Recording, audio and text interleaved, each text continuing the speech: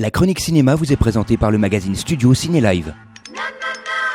Bonjour à toutes, bonjour à tous, bienvenue dans cette chronique cinéma, dans cette nouvelle année cinématographique. L'année 2016 va commencer très fort côté sortie ciné. Mais avant, tradition oblige, je me joins à toutes les équipes d'RCF, ou plutôt toutes les équipes d'RCF se joignent à moi pour vous souhaiter une excellente année 2016 à vous, vos proches, et excellente sortie cinéma bien évidemment, comme je vous le disais, mais quelques belles surprises quand même nous attendent dans ce courant d'année.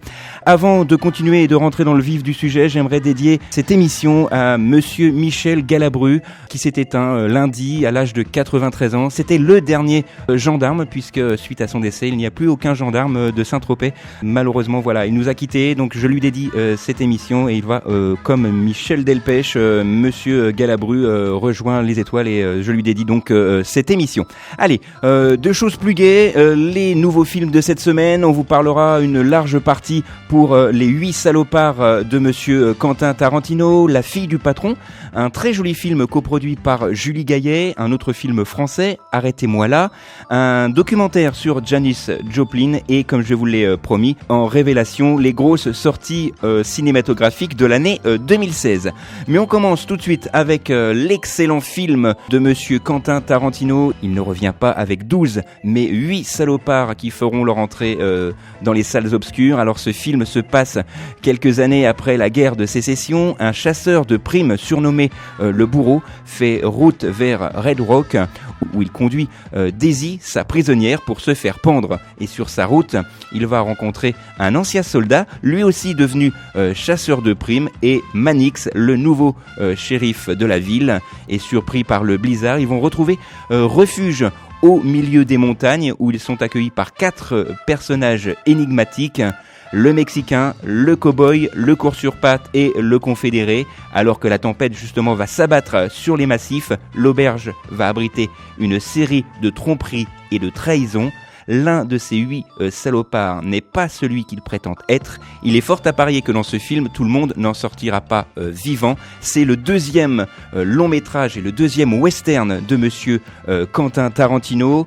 L'expérimentation de Monsieur Quentin Tarantino au format 70 mm est une tentative pour combattre l'avancée inoxydable du format digital, dit-il, et dans le but de restituer au mieux les paysages neigeux de l'Ouest américain et de se rendre compte de l'intimité des intérieurs. Les 8 salopards a été tourné en Ultra Panavision 70 mm pour les connaisseurs, et c'est en 1966 que ce format a été utilisé pour la dernière fois, et il a bien sûr également été utilisé notamment dans le film La bataille des Ardennes ou encore dans Les révoltés du Bounty. C'est vraiment un film à voir absolument.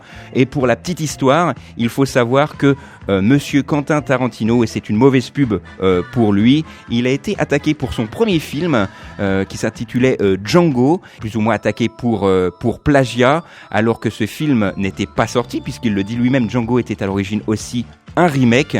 C'est une mauvaise pub donc pour lui, pour Les 8 salopards. Et pour être tout à fait complet sur Monsieur Quentin Tarantino, sachez que le 15 janvier, et j'y serai, donc venez me rejoindre, sera diffusé au Cinéma Gaumont Parc Millésime les 2 opus de Kill Bill 1 et Kill Bill 2 à partir de 19h30. Donc réservez vos places dès maintenant sur le site des Cinémas Gaumont Parc Millésime.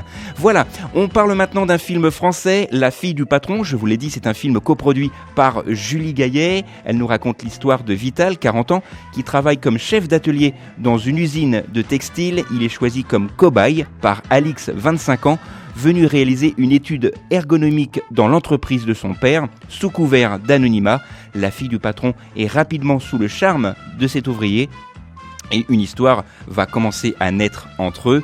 C'est vraiment un film que j'ai beaucoup aimé. Outre les acteurs professionnels comme Florence Thomasin, Vincent Martinez notamment, le film fait appel à des ouvriers pour de la figuration. La fille du patron se déroule en grande partie dans une usine. C'est vraiment un film poignant, authentique, fort bien réalisé et qui parle pour une fois autrement de la classe ouvrière. Autre sélection pour moi, un autre film, un film qui m'a vraiment touché, ça s'intitule Arrêtez-moi là. Le film nous raconte l'histoire d'un chauffeur de taxi à Nice qui a la trentaine et qui charge une cliente ravissante à l'aéroport.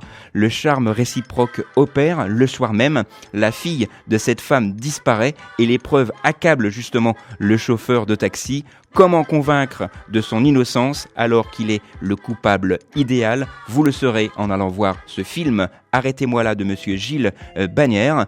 Et il faut savoir également que ce film est l'adaptation d'un roman qui est lui-même inspiré d'un fait divers survenu aux États-Unis en 2002 et dans lequel un homme innocent se voit croupir en prison puisqu'il est accusé à tort de l'enlèvement d'une jeune adolescente de 14 ans. C'est vraiment un film qui fait la belle part entre la justice à deux vitesses et les médias. Allez voir ce film, ça s'intitule Arrêtez-moi là et bien évidemment, ça sort cette semaine.